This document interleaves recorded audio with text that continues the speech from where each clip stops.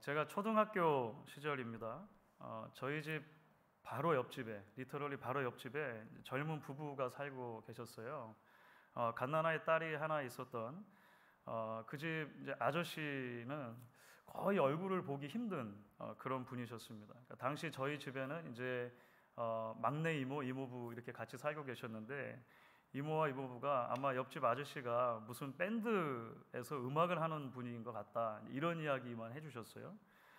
그래도 하여간 이 콧수염을 이렇게 기르셨던 아저씨 어렴풋이 생각이 나고 굉장히 인상적이었던 그런 생각이 있습니다. 어느 날입니다. 방에 있는데 이모가 막 급하게 부르시는 거예요. 그러면서 은재야, 옆집 아저씨가 TV에 나왔다. 그래가지고 가봤더니 사랑과 평화라는 그룹을 아실랑가 모르겠네요. 되게 유명한 그룹인데 사랑과 평화라는 밴드가 나오는데 옆집 아저씨가 그 밴드에서 베이스 기타를 치고 계시는 거예요. 그 콧수염을 길렀던 옆집 아저씨가 바로 이분입니다. 이남희 아저씨셨어요. 이 놀랄 분들은 많이 놀라셔야 되는데 제가 이래봬도 굉장히 유명한 뻔했던 연예인의 옆집에 하여간 잠깐 살았었던 적이 있는 제게는 굉장히 특별한 추억으로 하여간 그래서 남아 계시는 분이세요. 여러분 이남희 씨 아시는 분들은 이분이 이제 88년도에 그 노래 하나를 세상에 내놓잖아요. 물론 이제 밴드 안에서 내놓긴 했습니다만 본인이 불렀어요. 그 노래가 울고 싶어라 라는 노래 있었죠. 아시는 분들 많을 텐데요. 그 가사가 그렇게 시작하잖아요. 울고 싶어라, 울고 싶어라 이 마음. 사랑도 가고 친구도 가고 모두 다 막 이렇게 해가지고 했었죠. 아마 울고 싶은 일이 많은 세상이라 그랬을까요? 염려되고 불안하고 또 후회할 것이 많은 세상이라 그랬을까요? 이 곡이 그야말로 공전의 히트를 기록합니다.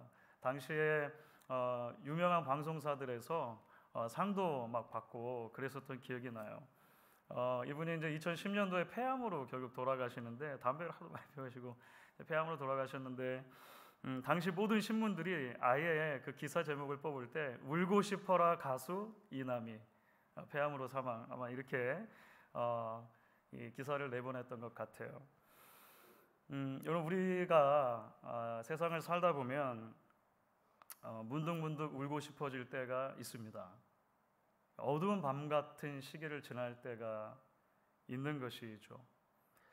아무것도 보이지 않는 때입니다. 어디로 가야 할지 막막하기만 합니다. 마음은 불안한데 내가 할 수 있는 것이 거의 없는 것 같아 보이는 그런 답답한 상황들에 처할 수 있죠. 그런데 여러분 바로 그것이 어떻게 보면 오늘 말씀 가운데 이스라엘 백성들이 처한 상황이었다는 것입니다. 출애굽기 14장 읽어주셨는데 10절 후반부 말씀, 11절 말씀 보면 이렇게 돼 있죠. 여러분들 한번 같이 읽어주시면 좋을 것 같아요. 10절 후반부, 11절까지입니다. 이스라엘 자손이 심히 두려워하여 여호와께 부르짖고 그들이 또 모세에게 이르되 애굽에 매장지가 없어서 당신이 우리를 이끌어내어 이 광야에서 죽게 하느냐 어찌하여 당신이 우리를 애굽에서 이끌어내어 우리에게 이같이 하느냐. 이스라엘 백성들이 마음에 담아두었던 불안과 두려움을 하나님과 모세를 향한 원망으로 지금 쏟아내고 있는 그런 장면입니다. 그러면서 소리를 높여서 부르짖는다는 거죠. 울고 있습니다.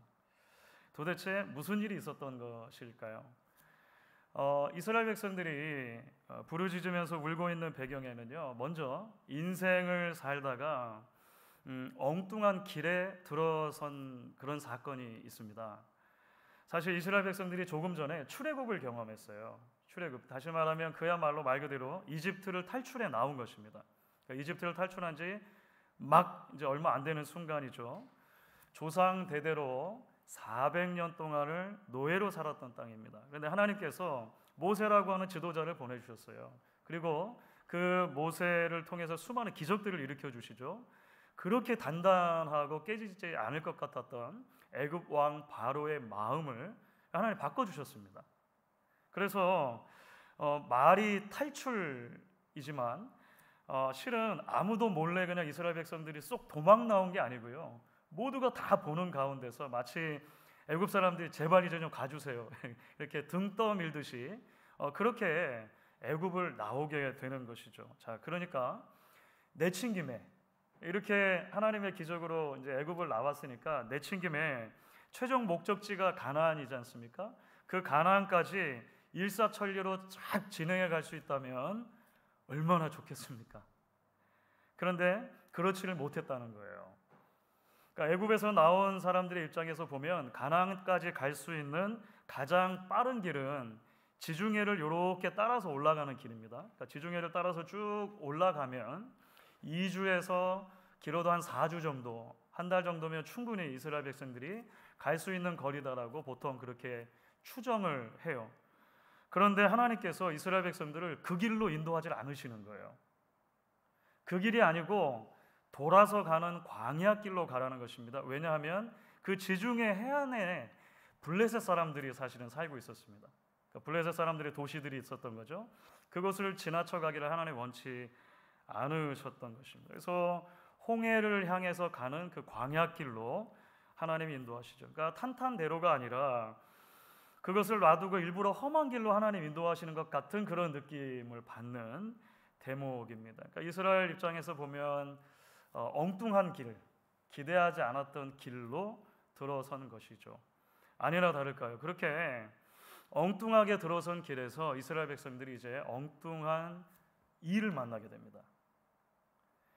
애굽 왕 바로의 마음이 바뀐 거예요. 그 와중에 우리가 잘 아는 것처럼 제발 좀 가주세요 하고 내보내고 나니까 아쉬운 게 너무 많은 거예요. 그래서 애굽 왕 바로의 마음이 바뀌고 바로가 손수 대규모의 병력을 이끌고 천천히 움직이고 있는 이스라엘 백성들을 뒤쫓아가는 거예요.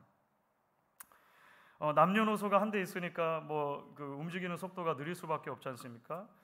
그 이스라엘 백성들을 당시로 보면 최정예 전차부대라고 할 수 있는데요. 이집트의 병거 부대가 막 쫓아가는 거예요. 그 뒤로 또 여러 군사들이 같이 합세를 하고 있습니다. 그러니까 역사에 만일이라고 하는 단어는 쓸 수 없다 이렇게 보통들 말하잖아요. 그런데 만일 지중해 해변도로를 따라갔더라면 사실 당하지 않아도 됐을 수 있는 일이라고도 생각할 수 있죠. 그런데 하나님의 인도를 따라서 광야길을 가다 보니까 앞에는 홍해 바다가 막고 있고 뒤에는 이집트 군대가 쫓아오는 그야말로 진퇴양난의 상황에 빠지게 됐다는 거죠. 그러니까 오늘 본문 가운데 이스라엘 백성들이 울고 부르짖는 이유가 거기에 있는 거예요. 불만과 불평을 토로하는 이유가 거기에 있는 것입니다. 야, 이제 우리는 꼼짝없이 죽었구나 이렇게 말했을 때 이 과장이 아닌 거죠. 이스라엘 백성들 입장에서 보면 정말로 그렇게 느꼈던 것입니다. 말씀드렸던 것처럼 사랑하는 여러분, 우리도 인생을 살다 보면 우리 인생의 항로가 엉뚱한 길에 들어선 것만 같은 그런 시기들을 지날 때가 있습니다. 그러니까 이해할 수 없는 엉뚱한 일들을 경험하게 되기도 하죠. 하나님, 왜 하필이면 나에게 이런 일이 일어나게 하십니까? 항변하고 싶은 순간들입니다. 하나님, 왜 저 길이 아니라 왜 굳이 이 길입니까? 왜 굳이 이 길입니까? 아무에게나 다 이야기할 수 없지만 극심한 두려움과 염려 가운데 다른 길이 없겠구나, 꼼짝없이 죽었구나 라고 하는 그런 진퇴양난과 같은 상황에 빠질 수 있다는 것이죠. 그런데 여러분, 참 놀랍습니다. 오늘 말씀 보시면 이스라엘 백성들이 그렇게 두려움과 절망 속에서 부르짖는 순간이죠. 모세가 이렇게 말하는 장면이 있습니다. 오늘 13절과 14절 말씀이에요. 제가 읽겠습니다. 모세가 백성에게 이르되 너희는 두려워하지 말고 가만히 서서 여호와께서 오늘 너희를 위하여 행하시는 구원을 보라. 너희가 오늘 본 애굽 사람을 영원히 다시 보지 아니하리라. 여호와께서 너희를 위하여 싸우시리니 너희는 가만히 있을지니라. 모세를 통해 하나님 그렇게 말씀을 하시죠. 참 놀라운 선포가 아닐 수 없습니다. 어떤 의미가 이 말씀 가운데 담겨 있을까요? 무엇보다 먼저 모세의 말 속에는 지금까지 하나님께서 한순간도 여러분을 떠난 적이 없는데 왜 그것을 기억하지 못하느냐라고 하는 의미가 담겨 있을 거예요. 여러분, 출애굽을 했던 그 사건 자체만 놓고 보면 그렇지 않습니까? 10가지 재앙이라는 게 있었잖아요. 하나님께서 끊임없이 이스라엘 백성들과 함께 하시며 그 10가지 재앙을 지나는 동안 그들을 보호하시고 구원하시는 하나님이라는 것을 이미 보여주셨습니다. 애굽 온 땅에 재앙이 임할 때 하나님의 자손들이 거하던 고센 땅을 하나님 구별해 주십니다. 그렇죠. 파리가 들끓을 때도, 우박이 쏟아질 때도, 어둠이 몰아칠 때도, 심지어 장자들이 다 죽어나갈 때도 하나님의 백성들은 특별한 방법으로 보호를 받아요. 그들이 뭐가 더 잘나서가 아니죠. 하나님이 그들을 택하셨고 그들에게 약속해 주신 바가 있기 때문에 하나님이 신실하신 것입니다. 뿐만 아니죠. 애굽에서 나온 뒤에도 하나님께서 특별한 방법으로 이스라엘 백성들은 사실을 보호해 주셨습니다. 출애굽기 13장 21절 22절입니다. 여러분 같이 한번 읽어 주십시오. 여호와께서 그들 앞에서 가시며 낮에는 구름 기둥으로 그들의 길을 인도하시고 밤에는 불 기둥을 그들에게 비추사 낮이나 밤이나 진행하게 하시니 낮에는 구름 기둥 밤에는 불 기둥이 백성 앞에서 떠나지 아니하니라. 아멘. 지금 현재도 이스라엘 백성들은요 불기둥과 구름기둥의 보호를 받고 있는 거예요. 지금도. 두 번째로 모세의 말 속에는 그렇기 때문에 하나님이 인도하신 길에는 우연이 없다는 사실을 기억하라 라고 하는 의미가 담겨 있을 거예요. 그렇죠. 엉뚱한 길을 가는 줄 알았는데, 엉뚱한 일을 만난 줄 알았는데 사실은 하나님의 큰 그림 속에서 빈틈없이 일어나고 있는 과정 중에 하나라고 하는 것을 기억하는 것입니다. 여러분, 실제로 구약이나 신약이나 우리가 성경 안에서 발견하는 신앙인들의 삶을 보면은요, 세상적인 관점에서 보면 항상 평탄하고 순적했던 것만은 아닙니다. 그렇죠. 하나님의 부르심을 받아서 본토 친척 아비집을 떠났던 아브라함이 있잖아요. 약속의 땅으로 가라며요. 약속의 땅에 왔어요. 그런데 아브라함이 그 약속의 땅에서 처음 만난 것은요, 기근입니다. 하나님이 가라고 해서 갔는데 가보니까 기근이 있어요. 선지자 엘리야가 갈멜산에서 하나님 주시는 어마어마한 승리를 경험합니다. 바알과 아세라의 그 선지자들과 함께만. 그런데 그 하나님이 주신 승리 이후에 보면은요, 엘리야가 영적 침체를 경험해요. 극심한 우울증을 경험하게 됩니다. 예수님께서 제자들을 독촉해서 배를 타고 저 호수 건너편으로 건너가자 하신 적 있잖아요. 예수님이 가자고 하신 거예요. 예수님이 가자고 하신 그 뱃길에 풍랑이 일어납니다. 거의 제자들 죽을 뻔하는 사건들을 만나죠. 그런데 여러분, 우리는 알고 있습니다. 그 모든 일 가운데 하나님의 계획이 아니었던 적이 과연 있느냐는 것입니다. 하나님의 놀라운 기적이 나타나지 않았던 적이 있느냐는 것이죠. 일견 우연인 것처럼 보이고 엉뚱한 길에서 만난 엉뚱한 사건인 것처럼 보이지만 그 모든 일들을 통해 하나님께서는요, 하나님의 백성들의 믿음의 현주소를 늘 드러내세요. 그리고 그 믿음을 단련시키시고 성장시키기를 원하십니다. 하나님만을 의지하는 법을 계속 배우게 하세요. 그렇기 때문에 마지막으로 오늘 모세의 말 속에 바로 지금이 하나님의 구원을 기대하고 하나님을 바라보아야 할 때를 기억하라 라고 하는 의미가 담겨 있는 것입니다. 그게 오늘 본문에 두 번이 반복이 돼요. 너희는 가만히 서서 얼음 이렇게 하나님 말씀하시는 것 같잖아요. 아무것도 하지 말라라고 하는 그 무기력한 상태로 있으라는 말이 아니라 그 가만히 있음이 가장 적극적인 하나님을 향한 신뢰와 하나님을 향한 믿음의 고백이 되게 하라는 것이죠. 오늘 본문 이후의 말씀을 보시면 어떤 방법으로 하나님께서 당신의 백성들을 구원해 주시는가에 대한 이야기를 기록합니다. 하나님께서 그 누구도 상상하지 못하고 그 누구도 경험하지 못했던 방식으로 이스라엘 백성들을 다시 한번 구원해 주시죠.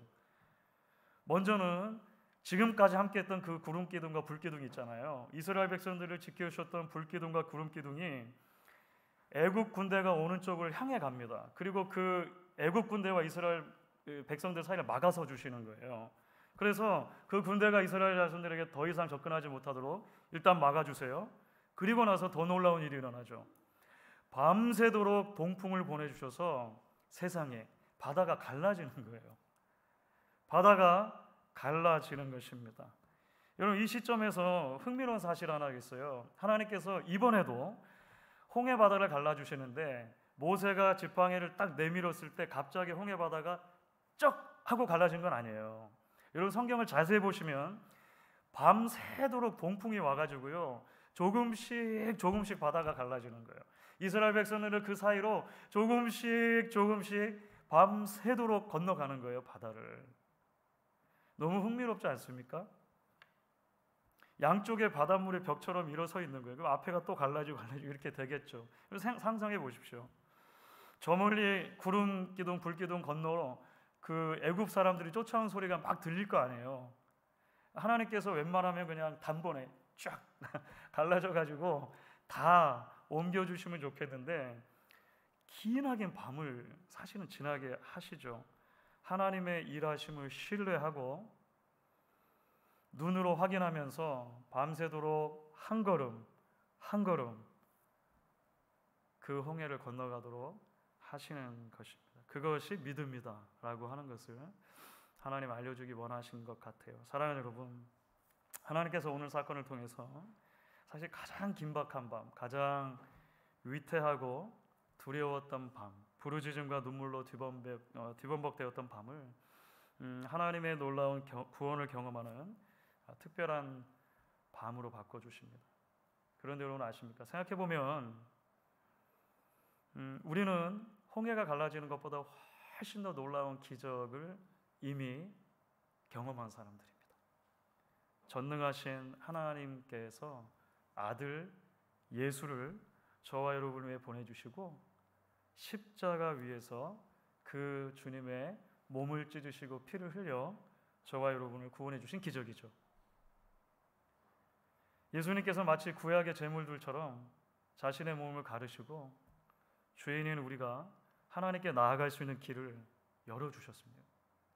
그것은 단번에 열린 길이에요. 단번에 열린 길. 히브리서 말씀처럼 물이 갈라지는 홍해 기적은 결국 자신의 몸을 찢으심으로 죄인을 구원하시는 예수 그리스도의 십자가를 바라보는 구약의 많은 그림자들 중에 하나가 되죠.